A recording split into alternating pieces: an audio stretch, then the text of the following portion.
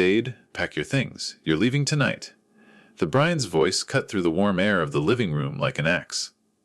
The smell of pumpkin pie lingered, sweet and stale, the last slice sitting untouched on the coffee table. Outside, the wind whistled through the narrow gap in the old front door, a thin, cold finger brushing my neck. I looked up from my armchair. "What did you just say?" He didn't blink. "You heard me." A Crystal stepped forward from the kitchen doorway, a wine glass in her hand, her smile tight as a knot. "We have new rules in this house," she said, tilting her head. "And you're not following them." My gaze shifted to the mantel above the fireplace. The wedding photo of my late wife was still there, the frame dulled with dust. She'd have hated the sharpness in Crystal's tone. She'd have hated Thanksgiving turning into this. I tried to keep my voice even. "Since when does my house need new rules?" Crystal's eyes narrowed. "Since we decided what's best for all of us. And best means you somewhere else." And Brian reached into his jacket and pulled out a thick envelope. Papers slid free as he tossed it onto the coffee table. The sound of paper hitting wood was louder than it should have been. "What is this?" I asked. "Paperwork," he said flatly. "You sign and things go smoothly. You refuse, and well, you're still leaving." I felt the room tilt for a moment. My own son, standing there with my house keys already dangling from his fingers. My own son, who'd once built birdhouses with me in the garage, now treating me like an unwanted tenant. Crystal sipped her wine.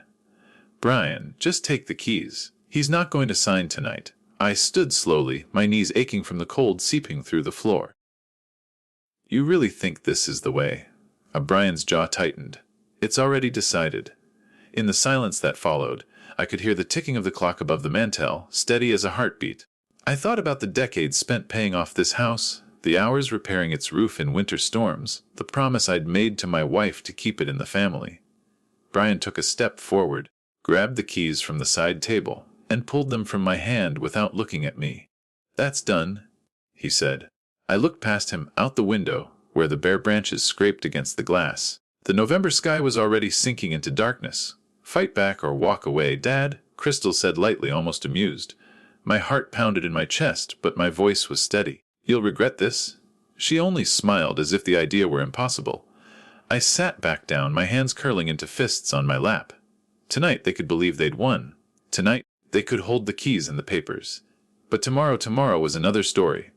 "Paul, what would you do if your own child told you to leave your own home?" A fight back immediately, B walk away and regroup, C. Try to reason one last time. D cut ties for good. After they went upstairs, I stayed in the armchair, the pumpkin pie still cooling on the table. The sweet scent had turned faint, almost sour, and the room felt smaller than it had an hour ago. I let my eyes rest on the photo above the mantel. Her smile was soft even in the faded print, the way she'd looked at me on our 25th anniversary. That was 2018, the same year I lost her. The house had been too quiet then, so I filled it with work.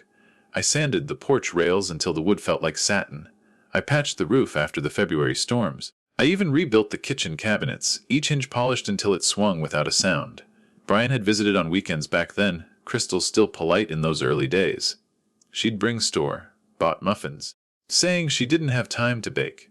I'd make coffee in the old percolator, the bitter aroma filling the kitchen, and we'd sit around the small table my wife and I picked out 40 years ago. I thought about those mornings often, steam rising from chip mugs, the sound of gulls outside. I'd believed those visits meant we were still a family, even if it was smaller now. When Brian asked to help manage the bills 2 years ago, I didn't hesitate. "Family looks out for each other," I told him, sliding the checkbook across the table. He'd nodded, a little stiff, but I'd ignored it. Back then, I didn't see the small shifts. How Crystal stopped coming into the kitchen unless it was to take something. How Brian started answering for me when someone asked about the house. I told myself they were just trying to help, that maybe I was moving slower than I used to. But I still mowed the lawn every Saturday, even when the coastal wind cut through my jacket. I still checked the dock ropes twice a day, the smell of salt water clinging to my coat. I still paid every bill on time. Now, sitting in the dim light of the living room, I could feel the weight of those years pressing against my chest. The trust I'd handed over so easily was the same trust they'd used to push me out. I leaned back, listening to the old clock mark each second, the steady rhythm echoing in my ribs. Outside, the river kept moving, just as it always had. Inside, everything I thought I knew was shifting. It started small. A skipped invitation here, a closed door there. Last Christmas they told me the family dinner would be just the two of them this year. I baked a ham anyway, the glaze catching in the oven's heat, the smell filling the house until it was almost unbearable to eat alone. Spring brought a heavy storm, the kind that rattled the dock and tore shingles from the roof. I was on the ladder before the rain stopped, hammer in hand, when Brian came out. He didn't ask if I needed help. He asked why I was risking their property, climbing up there at my age. I laughed it off, but the word stuck. Their property. Crystal began keeping her voice low when she talked on the phone, but her eyes would flick toward me as if checking whether I'd heard. Once, I caught a phrase. Once it's transferred. Before she noticed me and ended the call. Even the kitchen felt different. My chair at the table was suddenly against the wall, a small thing. But it meant I wasn't at the center anymore. They took over my wife's recipe cards, tucking them into a drawer I could never quite reach without asking. I tried to push away the unease. I told myself they were busy, that their world didn't have room for old habits like mine. But the truth crept in like the river fog, quiet, slow, and impossible to ignore. One afternoon, I came home from the hardware store to find them in the living room, papers spread across the coffee table. The envelope had my name typed neatly on the front. When I asked, Brian said it was just insurance stuff. But Crystal's hand moved to cover the top page before I could read it. I wanted to believe it was nothing. I wanted to believe my son would never plan behind my back. But the look they shared when I walked in told me otherwise. That night I sat by the dock, the water dark and restless under the November sky. My breath hung in the cold air, and the old rope in my hands felt rougher than I remembered. The house lights glowed behind me, warm and steady. From here it looked like the home I'd built with my wife, safe, ours. But inside, something had already shifted, and I knew even without the words yet spoken, that they were preparing to push me out. Saturday night dinners used to be my favorite. Even after my wife passed, I kept the tradition: roast chicken, mashed potatoes, green beans with butter. The smells would fill the house, and for a few hours, it almost felt like the old days. This time, the air was different. I just set the chicken down when Brian walked in, phone in hand, eyes still on the screen. Crystal followed, her heels clicking against the hardwood, a bottle of wine swinging casually from her fingers. She glanced at the table and smirked. "You still cook like it's the 1980s, she said, sliding into a chair without taking off her coat. I kept my tone even. Some things don't need to change. Brian sat across from me, scrolling through his phone. Maybe you should change. A little update wouldn't hurt. Or better yet, let someone else handle things. But I felt the heat rise in my chest, but I focused on carving the chicken. The blade scraped softly against the platter. "I've managed fine," I said. Crystal stood up, wandering toward the mantel. She picked up the framed photo from our last full family Thanksgiving. My wife in her favorite blue sweater, Brian in a borrowed suit, all of us smiling. She turned it in her hands. "This old thing doesn't really match the decor anymore," she said. Before I could move, the frame hit the edge of the table, the glass cracking with a sharp pop. She slid the picture free, tore it once, twice, and dropped the pieces onto the table between the plates. The room seemed to go silent except for the hum of the refrigerator. Brian looked up briefly, then back to his phone. "She's right, Dad. Time to let go of the past." My hands tightened on the knife handle. I wanted to shout, to tell them this house was built on that past. But I set the knife down instead, the metal ringing softly against the plate. "Some things you don't get to decide," I said, my voice low. Crystal laughed, short and sharp.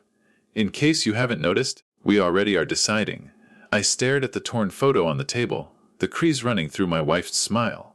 The smell of rosemary and butter no longer felt warm. It was heavy, clinging to the air like a reminder that nothing here was safe anymore. Brian put his phone away, finally meeting my eyes. "This is our home now. You can either be part of it on our terms, or you can leave." The choice wasn't real. I could see it in the way he didn't wait for my answer.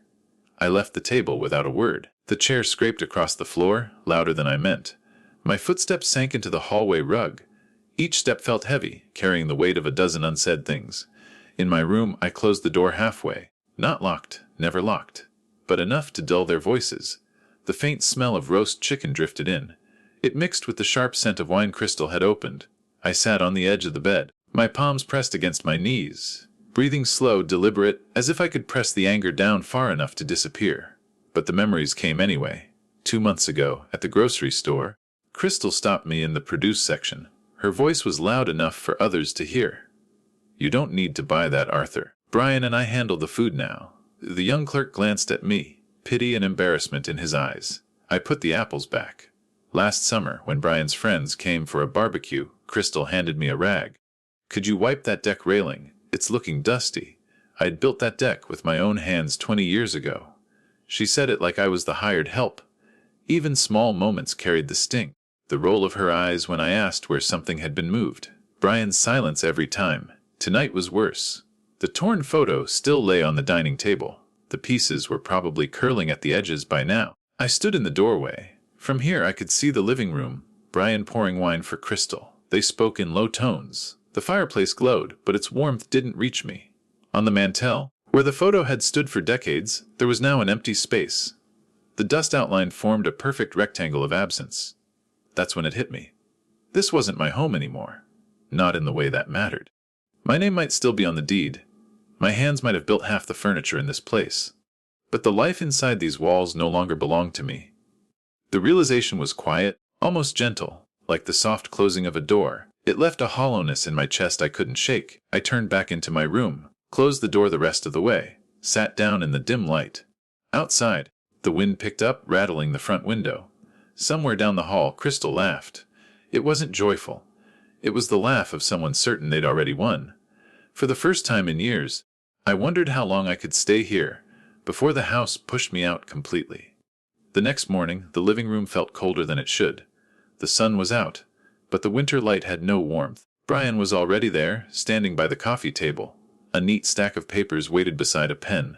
"Morning, Dad," he said too casually. "Got something quick for you to sign. Just a formality." Crystal leaned against the doorframe, a mug of coffee in her hand. The steam curled into the air, carrying the faint scent of cinnamon. Her smile didn't reach her eyes. I sat down slowly, the couch springs groaning under my weight. "What's this about?" Just updating some records," Brian said. "Bank stuff, property insurance, you know. Maintenance." I picked up the first page. The paper felt smooth, expensive.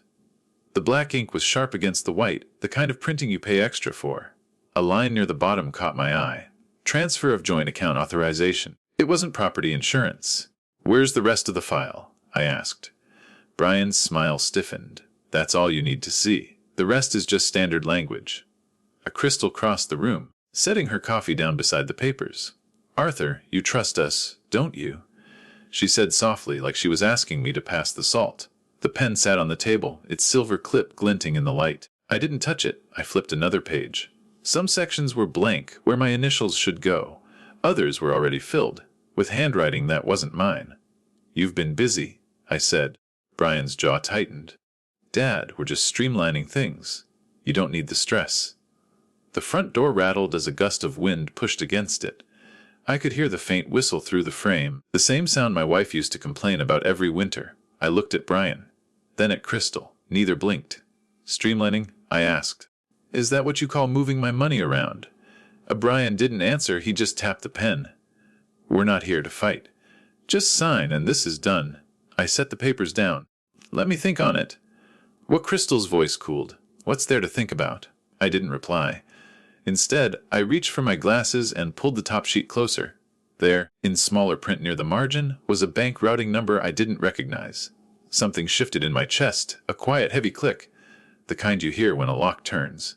I slid the papers back toward Brian. "Later," I said. His lips pressed into a line, but he didn't push. "Not yet." That afternoon, I went to my desk in the den. The air smelled faintly of old cedar from the drawers. I opened the ledger where I kept my monthly statements. The last entry showed a balance I knew by heart.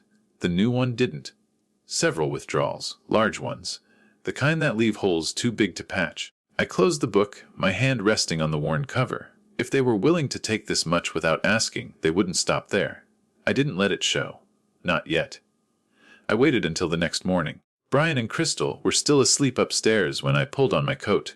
The air outside was sharp, the kind that bites your ears. Frost clung to the edges of the porch rail. The river fog hung low, curling between the buildings as I walked to my truck. The bank sat on the corner of Main and Alder. A squat brick building with green shutters that had faded over the years. I'd been coming here for decades, long enough for the tellers to know me by name. Inside, the warm air smelled faintly of old carpet and printer ink. The low hum of a counting machine filled the space behind the counter. "Morning, Mr. Lane," said Marcy, the branch manager. Her smile was polite, but her eyes searched mine. "What can I do for you?" I set my ledger on the counter. "I need to see my account history, full detail. Last 6 months." She nodded and disappeared into the back. While I waited, a man in a heavy coat signed papers at a side desk. The scratch of his pen was the only other sound in the room. Marcy returned with a neat stack of printouts. I stepped aside to one of the small tables and spread them out. There they were, withdrawals in amounts large enough to cover a new truck or a month-long cruise. Dates I recognized, days I'd been home, tending the dock or fixing the gate, but beside each withdrawal was my signature. My name, bent at the wrong angle, the L in Lane looping too high, the R in Arthur missing its tail. "Marcy," I said quietly, "these aren't mine." She looked at the page, then back at me. "You should talk to the fraud department." I shook my head. "Not yet." Her brow furrowed, but she didn't press. She slid the papers into an envelope. "Keep these safe," she said. I tucked the envelope inside my coat. The weight of it felt heavier than it should. Outside, the wind coming off the river cut straight through my sleeves. I paused by the truck, looking back at the bank.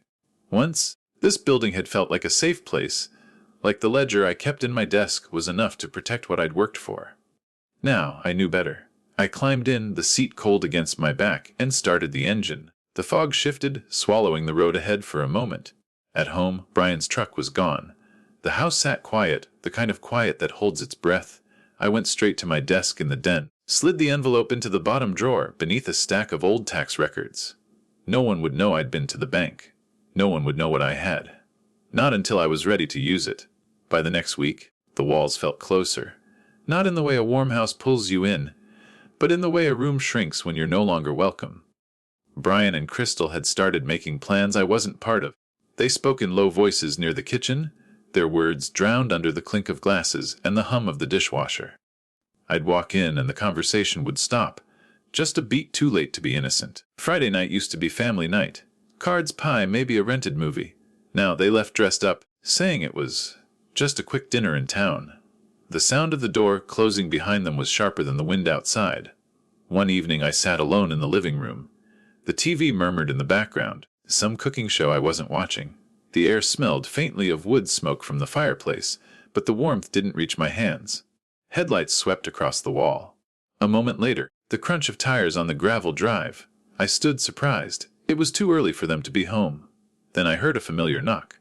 3 quick raps, a pause, then one more. When I opened the door, Ethan was there, grinning despite the cold. His breath rose in small clouds, and his backpack hung heavy on one shoulder. "Grandpa, you busy?" he asked. I shook my head. "Not for you." He stepped inside, stomping snow from his shoes onto the mat. The air seemed lighter already. We sat at the kitchen table, mugs of cocoa between us. He told me about school, about the coach who still called him Kid, even though he was taller than half the team. I listened, the warmth of the cup seeping into my palms. After a while, he leaned closer. "Dad and Crystal said you're tired a lot lately, that you don't like company." I let out a slow breath. They might be mixing up tired with quiet. Ethan's brow furrowed. "I like your kind of quiet." The words landed heavier than he knew. We played a few hands of gin rummy, the shuffle of cards breaking the stillness. When he left, the house seemed to inhale the silence again. From the window, I watched him walk down the drive, his breath catching the porch light before he disappeared into the dark. The kettle still sat on the stove, faint steam curling upward. I poured the last of the cocoa into my cup, holding it a little longer before taking a sip. Ethan's visit didn't erase the emptiness, but it reminded me there was still a part of this family that hadn't shut the door on me. Ethan's visits became little islands in the week. He never stayed long, but the sound of his knock always cut through the stillness like sunlight through fog. Once, he showed up on a Sunday afternoon with a paper bag. Inside was a slice of pecan pie from the diner down the street. "Said you used to order this every time." He grinned. We sat in the kitchen, forks scraping gently against the plates. The pie was sweet, sticky with syrup, and for a moment, it tasted like years ago, when Brian was his age and I'd bring him here after church. But those moments were brief. The rest of the week, the house moved on without me. I started noticing calls I never received. The phone would ring in the kitchen, but by the time I got there, Crystal had already answered and ended it. Once, I overheard her telling someone I wasn't feeling well, so they should try again in a few months. The friends who used to drop by stopped coming. One neighbor, Frank, waved at me from the driveway one afternoon. By the time I reached the door, Crystal was already outside, her tone clipped. He left without stepping in. Even errands were shifting. Brian began taking my truck without asking, saying he needed it for bigger hauls. Groceries appeared in the fridge, but not the kind I bought. My coffee brand was gone, replaced by something bitter that left a metallic taste. Some evenings, I'd sit in the den with the lamp on low. The bulb cast a thin, yellow circle over my chair, leaving the rest of the room in shadow. The smell of old paper and cedar hung in the air. Above, I could hear Crystal moving through the upstairs rooms, the faint thud of drawers closing, the creak of floorboards in the hall. One night, I found the spare keys missing from the hook by the door. When I asked, Brian shrugged. Figured it's safer if we hold on to them. As safer for who, I didn't ask. It was small things, piece by piece, until the shape of my life was different. The house still looked the same from the outside, the same paint, the same porch light flickering in the wind. But inside, I was a guest. Not the kind who overstays their welcome, but the kind kept at arm's length. The kind who knows not to open the fridge without asking. The kind who's careful not to leave a jacket draped over a chair too long. One night lying in bed, I listened to the leaves scraping across the roof. The sound was dry, restless, like something searching for a way in. I realized I was doing the same, looking for a way back into a home that no longer felt like mine. The dining room glowed with the kind of warmth that fools people into thinking everything's fine. Soft light spilled from the chandelier, catching on the rims of wine glasses. The smell of roasted lamb and garlic mashed potatoes curled through the air. Brian had insisted I come. "It'll be good for you," he said. Good for who, I wasn't sure.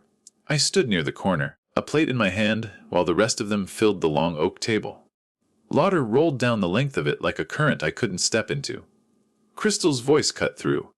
"Arthur, why don't you tell everyone about that time you got lost driving to the lake?" Heads turned. A few chuckles rippled from guests I barely knew. "It was 20 years ago," I said evenly, "and the road signs had been clear as day." Crystal interrupted, grinning toward the table. "He still ended up 40 miles off. We had to send someone to find him." The laughter this time was louder. Someone at the far end clinked a glass. I forced a smile. Humiliation works best when you make the target play along. I took my seat, the wood cold under my hands. Brian poured me wine without looking at me, his attention fixed on a conversation 2 seats over. Plates clattered, forks scraped, and the smell of the lamb grew heavier. The warmth from the fireplace mixed with the faint scent of perfume from the guests. Midway through the meal, I rose to refill my water. On the way back from the kitchen, I passed the small hallway leading to the coat closet. Voices carried, low, urgent. "Get the paperwork done before he notices," Crystal's voice. Brian replied, "We can list the cabin now. Market's high. He never uses it." My hand tightened around the glass. The cabin, the one I'd built with my brother in '85. Every summer until my wife passed, it had been ours, no one else's. Footsteps approached. I stepped back into the dining room before they rounded the corner. Crystal reappeared moments later, her lipstick a shade brighter than when she'd left the table. She leaned down to whisper something to the guest beside her, laughter following. The rest of the evening blurred into a haze of small talk I didn't join. The lamb turned to rubber in my mouth. Even the wine tasted flat. When dessert came, pumpkin cheesecake with a dusting of cinnamon, I pushed it aside untouched. Every so often, I caught Crystal's gaze from across the table. Her smile was sweet, practiced, the kind that leaves no fingerprints. By the time the plates were cleared, the air in the room felt heavy. I kept my voice steady, my movement slow, as though nothing had shifted. But something had. They thought they were closing in piece by piece. What they didn't know was that I'd just been handed the first real thread to pull. The coffee had just been poured when Crystal decided she wasn't finished. She stood, a delicate spoon tapping her cup for attention. "Before we wrap up," she began, "I think we should toast to new beginnings." A murmur of curiosity passed around the table. She let the pause stretch, eyes sweeping the room before landing on me. "You know," she said lightly, "Arthur's been generous. But managing property, accounts, upkeep, it's a lot for one person, especially at his age." The words dropped like a stone into a still pond. Forks paused mid-air. The clink of silverware against china went silent. Brian chuckled, breaking the tension. "That's why we're here, to help." I sipped my coffee. It was lukewarm, bitter at the edges. The steam curled faintly in the candlelight. Crystal wasn't done. Really, Arthur, you'd be so much happier if you just let the younger generation handle the hard stuff. No more stress for you. Just enjoy the time you have. The air in the room shifted. Some guests looked away, pretending to be interested in their plates. Others glanced between us, waiting. I set my cup down slowly. Funny thing about time, I said, my voice even. It runs out faster when you hand it to someone else. Her silence spread, quick and tight. Crystal's smile froze just enough for me to notice. Brian shifted in his chair, tapping the stem of his glass. I didn't say more. The weight of those few words did the work for me. Conversation limped back to life, forced and awkward. Someone at the far end of the table tried a joke about the weather. Laughter followed, thin and brittle. I focused on the details. The flicker of the candles casting shadows across the polished wood. The faint vanilla scent from the cheesecake now half eaten. The muffled sound of wind against the dining room windows. Every so often I caught Crystal's gaze. She was smiling again, but something in her eyes had cooled. When the party broke up, guests thanked Brian and Crystal at the door. A few squeezed my shoulder as they left, saying nothing. I stayed seated until the last coat was claimed. The quiet after the door closed felt different this time, less like absence, more like a held breath. Brian began clearing plates, Crystal stacking cups beside him. Neither spoke to me. I stood, taking my time, as if the weight of the evening hadn't touched me. Inside, though, I knew something had shifted for good. They wanted control. They thought age made me soft. They were wrong. If you were sitting at that table, would you have let the moment pass? Or would you have found your own way to answer? The next Saturday, Brian and Crystal left early. Said they were heading to the city for errands and lunch. I waited until the sound of their truck faded down the drive.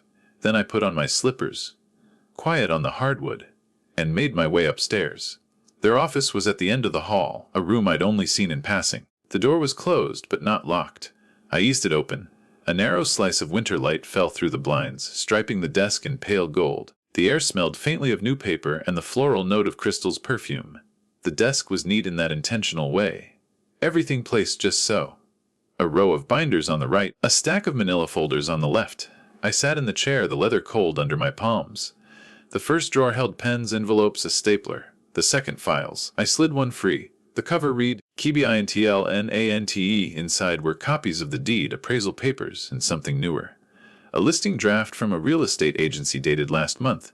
My name was still on the title, but a pending transfer note was scrawled in blue ink. I set it aside, my pulse ticking in my ears. The next folder was labeled ACCONTS. Several bank statements, all from my main branch. But not just my accounts. Transfers between numbers I didn't recognize. Amounts in the tens of thousands. I flipped one page and froze. There was my signature again. Wrong slant, wrong loop. The same imitation I'd seen on the bank printouts. Somewhere in the house, the old wall clock ticked steadily, each sound louder in the stillness. I pulled my phone from my pocket. Hands steady. I photographed each page, making sure the edges were clear in the frame. Page after page, deeds, transfers, fake authorizations. When I was done, I slid the files back into place, aligning them exactly as they'd been. The chair creaked softly as I stood. From the window, I could see the bare trees swaying against a pale sky. No sign of their truck yet. I closed the drawer, the soft thud almost lost under the hum of the heating vent. One last look around. Everything untouched, no trace I'd been here. Then I slipped out, closing the door behind me, until the latch clicked. By the time they returned, I was in the den, reading the paper with a half-empty cup of coffee. If they noticed anything different, they didn't show it. But I knew. And now I had proof. Monday morning, I left before Brian and Crystal were awake. The frost on the windshield was thick, and the steering wheel bit cold into my hands. The law office sat 2 blocks from the courthouse, in a narrow brick building I'd known for years. A brass plaque beside the door still read Daniel Reed, attorney at law. Daniel had been my lawyer since before Ethan was born. Inside, the air was warm and smelled faintly of oak and old books. Sunlight filtered through half-closed blinds, striping the carpet in pale bands. Daniel looked up from his desk as I stepped in. "Arthur," he said, standing to shake my hand. "It's been a while." I sat across from him, setting my phone on the desk. "I need you to see something."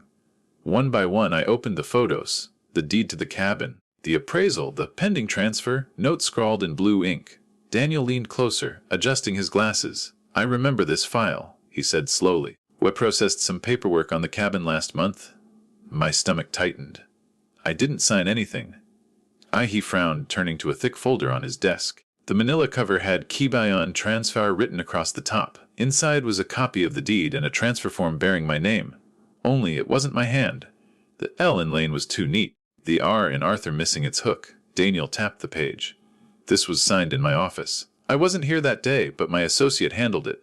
Said you were quieter than usual, but nothing seemed off. I stared at him. Daniel, it wasn't me. He sat back, exhaling slowly. Well, whoever it was had your ID. A driver's license copy is in here. Looks legitimate. The heating system clicked on, a low rush of air filling the pause. Daniel closed the folder. I can get you certified copies of all of this. If you want to fight it, you'll need them? I nodded. Do it, and keep it quiet. While he printed the documents, I looked around the office. The framed diploma from '78, the photo of his family at a lake house, the dust motes drifting in the sunbeam by the window. When he handed me the folder, it felt heavier than paper should. Inside was the truth, plain as ink on a page. Be careful, Arthur, he said. Whoever's doing this is organized. I left the office, the cold air closing around me like a fist. The courthouse clock chimed the hour, each note ringing in the quiet street. Back in the truck, I set the folder on the passenger seat. The edges of the paper caught the light, a sharp line in the shadow. I didn't start the engine right away. I just sat there, staring at the building, feeling the weight of what I now held. This wasn't about carelessness anymore. It was about taking back what was mine, piece by piece, page by page. That night, sleep wouldn't come. The ceiling above me was just a pale blur in the dim light.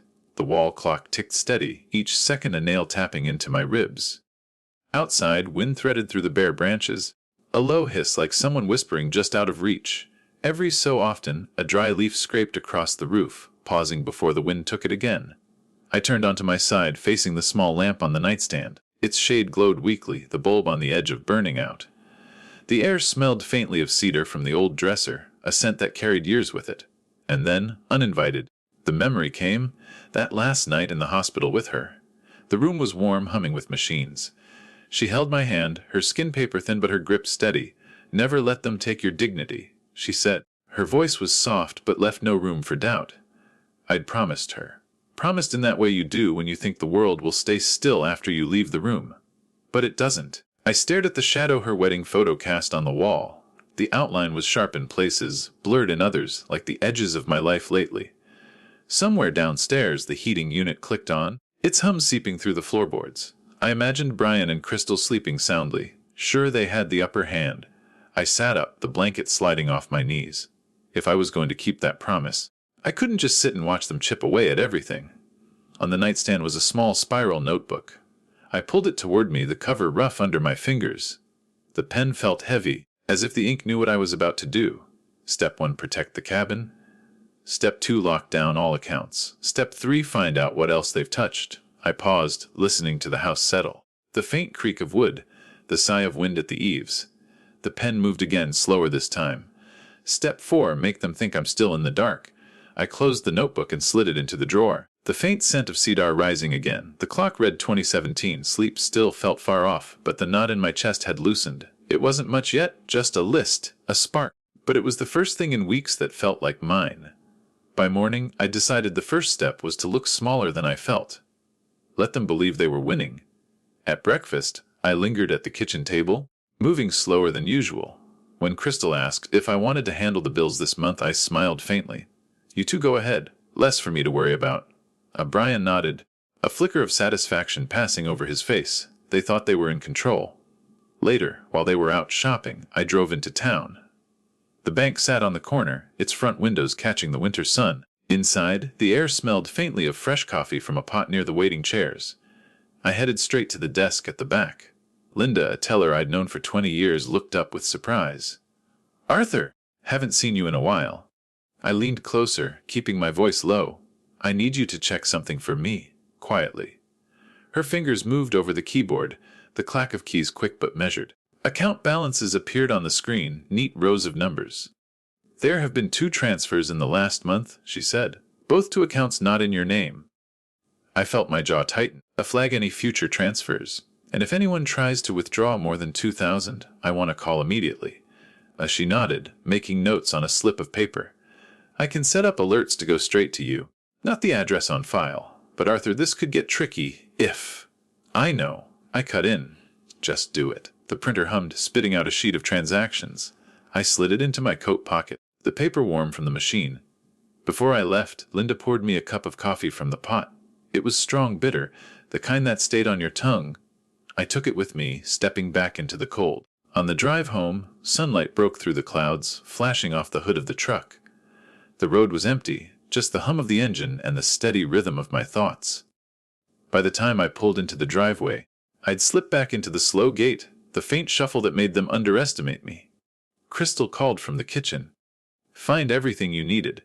I hung my coat by the door, keeping my voice mild. Jess took care of a few things in town. Upstairs, the folder from Daniel was still where I'd left it, under a stack of old newspapers. Tonight, I'd add the bank printout to it. The pieces were small now, but they were adding up. And they didn't even see it coming. I started with the accounts they didn't know I still controlled. A small savings here, a certificate of deposit there, quiet corners of my finances they hadn't touched yet. At the bank, I signed the forms to remove all authorized users. The clerk didn't ask questions, just slid the papers across for my signature. The pen left a firm, dark line, each letter sharper than the last. From there, I went to the safe deposit vault. The guard nodded as I showed my ID, the laminated card cool against my fingertips. Inside the narrow room, the air smelled faintly of dust and metal. The click of the lock was louder than I expected, echoing off the concrete walls. I pulled the box from its slot, setting it on the table. Inside were the things I couldn't risk leaving at the house: the original deed to the cabin, my wife's will, the life insurance policy, and the folder Daniel had given me. I slid the new bank printout inside along with the photos from my phone. Each paper made a soft rustle as it settled, the sound oddly final. When I locked the box again, the key felt heavier in my pocket. Safe here, I thought. Out of their reach. Back home, I kept my movements unremarkable. Crystal was in the garden pruning shrubs that didn't need it, and Brian was tinkering with the truck. I passed them both with a nod, heading straight to the den. The rotary phone on my desk still worked, its cord slightly curled with age. I dialed a number I hadn't used in years. "Rick Barnes," came the voice on the other end. "It's Arthur," I said. "I need a favor." Hey, Rick had been in real estate since the 80s. We'd fished together, hunted together, and, more than once, kept each other out of trouble. "What's going on?" he asked. "I need the cabin off the radar. If anyone tries to list it, transfer it, even breathe near it, I want to know before the ink dries." Rick was silent for a beat. Then, "You got something brewing. Let's just say I'm plugging holes in the boat." "I can run a hold order on the property ID," he said, quietly. "It'll stall anything for at least 90 days. That's all I need." The sound of him tapping keys came through the line, quick and efficient. "Doan, you're covered." Why, I thanked him, keeping my tone light, and hung up. The house was quiet when I set the receiver down. In the kitchen, sunlight pooled on the linoleum, catching the steam from the coffee pot. The smell was rich, a little bitter. I poured a cup and stood at the window, watching Crystal fuss over the same bush she'd been trimming for an hour. Brian leaned against the truck, scrolling through his phone. They had no idea the ground beneath them had just shifted. The next morning, I drove to the smaller branch on the east side of town. Less foot traffic there. Fewer questions. Inside, the lobby smelled faintly of floor polish and fresh ink from the printers. Sunlight poured through tall windows, warming the tiled floor. I asked to speak with the branch manager. A woman in a navy blazer led me to her office, the walls lined with framed photographs of community events. "I'd like to update my mailing address," I told her. "It's temporary, just for privacy," as she keyed in my account number, fingers clicking over the keyboard. When she asked for the new address, I slid a folded slip of paper across the desk. A P.O. box I'd rented that morning. "Any statements, alerts, or legal notices go there now," I said. She nodded, printing out a confirmation form. The paper was warm from the machine, the ink sharp and fresh. Next came the part I'd been turning over in my head for days. "I also want to move some funds from the joint account to my private account." "How much?" she asked, her tone neutral. 30,000, she typed, the monitor reflecting in her glasses. Within minutes, she slid another form toward me. I signed, the pen scratching softly against the paper. The printer hummed again, spitting out the transfer receipt. I tucked it into the inside pocket of my coat. The weight of it, there was both reassurance and warning. When I stepped outside, the afternoon sun had shifted, casting long shadows across the sidewalk. I paused, letting the chill air settle around me. This was money they couldn't touch. Not without me knowing. Back home, I parked in the far corner of the driveway, out of view from the kitchen window. Inside, Crystal was on the phone, her voice bright and lilting as she laughed at something unheard. Brian's boots thudded upstairs. I walked past them both without slowing, heading to my room. The folder from Daniel, the bank printout from Linda, and now this transfer receipt, they were all in one place, under lock. Downstairs, the hum of the refrigerator was the only sound. The house felt still, almost waiting. I poured a glass of water, the cold biting my teeth as I drank. Through the window, the last light of day spread across the yard, catching on the frost at the edge of the garden. They still believed they held the reins. What they didn't see was that I'd already started cutting the straps. If you were in my shoes, would you keep your moves quiet until the moment was right, or would you confront them now and let the pieces fall where they may? I'd marked the date on the corner of my calendar in small, neat letters. No one else in the house would notice it meant anything. By 9 a.m., I was walking up the stone steps to Daniel's office. The sky was overcast, low clouds pressing down, and the air carried the sharp scent of winter. Inside, the warmth wrapped around me. The smell of coffee drifted from somewhere down the hall. Daniel was behind his desk, glasses perched low as he looked over a file. "You're early," he said, standing to shake my hand. I set the folder on his desk. Everything I'd gathered these past weeks. Bank transfers, forged signatures, property documents, and the pending transfer notes. His brow furrowed as he opened it. Page by page he read in silence, the only sound the slow scrape of paper sliding against wood. "This is enough to move," he said finally. "But once we do, it'll be final, no turning back." "That's the idea," I replied.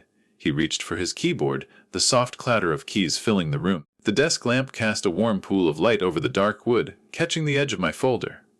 "We'll file revocations on all powers of attorney," he said. "Remove their names from any accounts where you're the primary holder. And lock the cabin title so no transfer can proceed without your notarized consent." He printed a stack of documents, the warm sheets stacking neatly by his elbow. One by one, he slid them across to me, each with a yellow tab marking where to sign. I took the pen, the weight familiar. The first signature felt like breaking surface after weeks underwater. The second, a steadying breath. By the third, my hand no longer trembled. When I reached the last page, Daniel checked the clock. "Time stamp this," he told his assistant. She appeared with a heavy notary stamp, pressing it down until the ink impression was crisp and black. Daniel gathered the signed pages into a clean folder. "By the end of the day, Brian and Crystal will have no legal access to anything in your name." I sat back in the chair, the hum of the heating vent filling the quiet between us. It was done, at least on paper. Daniel leaned forward. "You ready for the fallout?" I met his eyes. "I've been ready since the day they told me to get out." From Daniel's office, I drove straight to the main branch downtown. The sky was still heavy with low clouds, and the sidewalks glistened from a thin mist. Inside, the bank was quiet, just the soft hum of the heating system and the muted voices of tellers helping customers. I carried Daniel's folder under one arm, its edges pressing firm against my side. Linda spotted me as I stepped up to the service desk. "Morning, Arthur," she said, smiling. "Need the vault?" "Yes. And I need to update access records," I told her. She led me through the security door into the vault corridor. The air back here was cooler, with a faint metallic tang. When she slid the safe deposit box toward me, the lock gave a low, decisive click. I opened the box and placed the fresh legal documents inside, between the deed and the insurance policy. The sound of the paper settling was crisp, final. Then I handed her another sheet from Daniel's folder. "Effective immediately, remove Brian Lane and Crystal Moore from all joint access, vault, accounts, anything." "Linda, read it," her eyes flicking up once before she nodded. "I'll need to change the lock on your box. New key only for you." Was she disappeared for a few minutes, returning with a small tray and the faint scent of machine oil. The lock cylinder clicked as she swapped it out, the sound echoing in the quiet corridor. When she handed me the new key, it was warm from her palm. "Only you now, Arthur." We moved to the front desk. I slid the revocation forms for the accounts across the counter. She typed steadily, the soft clatter of keys punctuated by the whir of the printer. Fresh account agreements emerged, the ink still smelling faintly sharp. I signed each page, the pen moving in slow, deliberate strokes. "All set?" she said. "They won't even know until they try to log in or request access." I smiled faintly. "Good." As I stepped back into the lobby, A shaft of light broke through the clouds outside, spilling across the polished floor. The folder was lighter now, but what it held was heavier in meaning. On the drive home, I kept my hands steady on the wheel, my face calm in the rearview. From the outside, it was just another errand. Inside, it was the moment the tide turned. By the time I pulled into the driveway, the light had shifted to that muted gold of late afternoon. Frost still clung to the shadowed edges of the lawn. Inside, the first thing I noticed was the smell of soup simmering. Crystal's voice floated from the kitchen, light and pleasant, as if the world were exactly as she wanted it. Brian was in the living room, sprawled on the couch with the TV murmuring in the background. Some football game crowd noise swelling and fading. I hung my coat on the rack, shaking off the cold. "Get everything done?" Brian asked without looking away from the screen. "Just errands," I said, keeping my tone even. I stepped into the kitchen. Crystal glanced up from the stove, ladle in hand, picked up milk. I set a small grocery bag on the counter, the clink of glass inside. "Right here." She nodded, turning back to the pot. Neither of them noticed the new key in my pocket or the absence of their names on any account that mattered. I lingered in the doorway between the rooms, watching them in their separate corners, so sure of their positions, so certain of the balance they thought they'd created. Sunlight slipped through the blinds, casting thin stripes across the hardwood floor. The hum of the refrigerator was steady, almost blending with the low crowd noise from the TV. Upstairs, in my room, I opened the drawer and slid the new key in beside the folder. It rested there like a quiet promise. I sat on the edge of the bed, hands resting loosely on my knees. From here, the muffled sounds of their evening routine drifted up. Crystal calling Brian for dinner, the scrape of chairs against the floor, the clink of silverware. They didn't know the paper walls around their control had been taken down. Didn't know that with a few signatures and a locked drawer, I'd shifted the ground entirely. The game downstairs roared for a moment, then quieted again. I leaned back, letting the silence stretch in my own space. It wasn't celebration I felt. It was the steady satisfaction of knowing the line had been drawn and crossed, by me, not them. The day they'd been sure would never come had already passed. And now, every move forward would be on my terms. It started the next morning. The house was quiet when I came downstairs, except for the low hiss of the coffee maker. Crystal stood in the kitchen, phone pressed to her ear, her brows drawn tight. "Yes, but my name is on the account?" she said, her voice sharpening. A pause, then, "What do you mean you can't give me that information?" Thus she caught my eye but looked away quickly, pacing by the counter. The smell of fresh coffee drifted between us, rich and a little bitter. Brian came in from the garage, slamming the door harder than usual. "Something's wrong," he muttered. I tried to get into the joint account, locked out. Crystal ended her call with a sharp tap to the screen. "They say only Arthur can authorize access now." "Did you change something?" I took a slow sip from my mug, letting the steam curl against my face. "Bank policies change all the time," I said evenly. "Maybe you should ask them directly." Her lips pressed into a thin line. Brian stared at me for a long second, then looked away. They moved into the living room, their voices low but tense. From the dining table, I could hear fragments. "Title. Access. Not right." The kind of words people use when they realize the ground isn't as solid as they thought. I carried my mug upstairs. Each step measured. In my room, the winter light spilled across the bedspread, pale and cold. I opened the drawer where the new key rested beside the folder. Still there, still safe. From the window, I watched Brian walk out to the driveway, phone in hand, pacing in short, frustrated bursts. Crystal stayed inside, opening and closing cabinets as if the answers were hidden there. They hadn't yet asked the real question, how long had this been in motion? And by the time they did, it wouldn't matter. I packed a small duffel bag with the essentials. Clothes for a few days, the leather-bound photo album, and the letter Daniel had told me to keep close. The zipper's rasp felt louder than it was, the sound sharp in the quiet room. Downstairs, the smell of coffee had faded, replaced by the faint scent of cold air slipping through the back door. I could hear Crystal on the phone again, her tone brittle. Brian came back inside, muttering something under his breath. Neither of them looked at me as I passed through the hallway. Good, I thought. Let them stew in uncertainty. It would keep them busy while I set the rest in place. By late afternoon, the house felt tight with unspoken words. Shadows stretched long across the floor, the winter light fading fast. I was in the den, leafing through an old magazine, when Brian appeared in the doorway. Crystal stood just behind him, her arms crossed. "We need to talk," Brian said. I closed the magazine, set it on the armrest. All right. Crystal stepped forward. The bank says you're the only one on the accounts now. The cabin title. Same thing. Care to explain? But her voice was sharp, but there was an edge of unease under it. Brian stayed rigid, jaw tight, eyes fixed on me.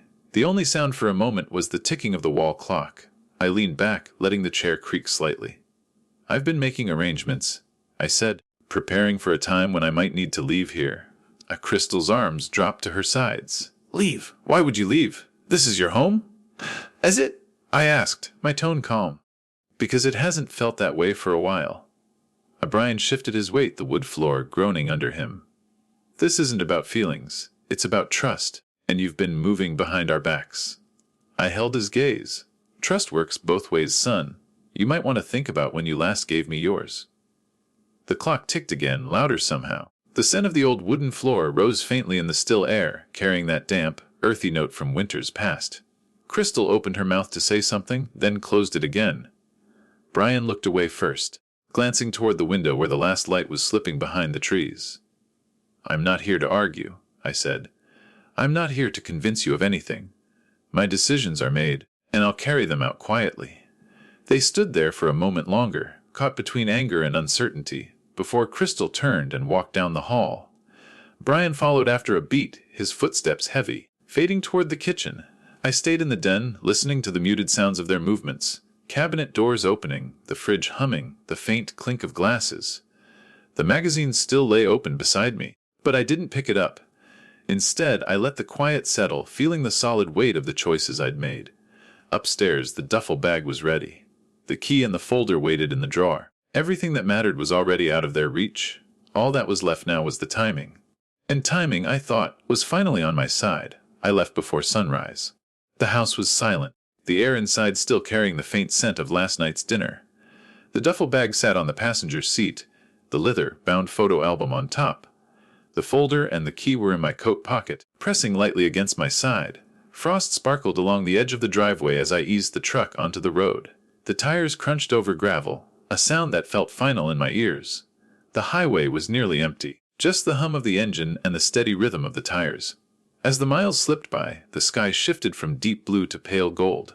Light spilled across the frozen fields, catching on fence posts and bare branches. By mid-morning, I turned onto a smaller road, winding between tall pines. The air through the open window was crisp, carrying the sharp scent of sap and cold earth. When the lake came into view, it was like stepping into another life. The water was still, the surface reflecting the pale winter sun. A few cottages dotted the shoreline, their chimneys sending thin streams of smoke into the air. I pulled up to the cabin I'd arranged through a friend of Daniel's. The porch steps creaked under my boots, and when I opened the door, a wave of warm pine scent greeted me. Inside, the walls were honey-colored wood, sunlight slanting in through wide windows. Dust motes drifted lazily in the beams of light. It was simple, just a wood stove, a worn couch, and a small table by the window, but it was mine. I set the duffel bag down, placing the photo album on the table. From here, I could see the lake through the glass, the water catching the light like silver. I stood for a long while, breathing in the quiet. No voices pressing me for answers, no footsteps pacing the hall, only the faint crackle of the wood stove and the slow pulse of my own breathing. For the first time in months, I felt the space around me belonged to me entirely. The first week in the cabin passed in quiet rhythms. Mornings began with the smell of coffee drifting from the small kitchen, steam curling above the mug as I stood by the window. The lake would shift colors with the light, steel gray at dawn, shimmering blue by midday. I started walking the dirt road each afternoon, boots crunching over last autumn's leaves. On the third day, I met a neighbor, an older man named Tom, carrying a bundle of firewood. We talked about the weather, the fishing, and where to buy the best pie in town. It was the kind of easy conversation that didn't ask for more than it gave. Inside the wood stove became my steady companion.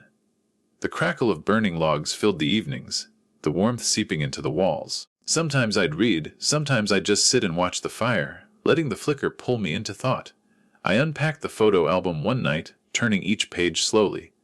There was Daniel, smiling in the garden. There were summers by the old cabin, Brian as a boy on the dock. I let myself feel both the ache and the gratitude. Proof of a life lived fully, even if the chapters had sharp edges. The townsfolk began to recognize me at the cafe. A nod here, a good morning there. It felt like building something from the ground up, this time with no one holding the reins but me. One evening, I took my coffee out to the porch just as the sun was setting. The lake glowed gold, the air holding that soft hush that comes before night. Somewhere across the water, a loon called once, low and clear. I thought about how easily I could have stayed, shrinking into the space they left me. How easily I could have let their control define the rest of my days. But here, in the cooling air, I knew that leaving had been the only way to keep what mattered, my dignity, my peace. For anyone who's been pushed aside, silenced, or stripped of their place, know this: the world is still wide enough for you to claim a corner of it. And in that corner you can build something steady, something that's yours alone. The fire inside crackled, the lake outside mirrored the last light, and I let the night come without hurry.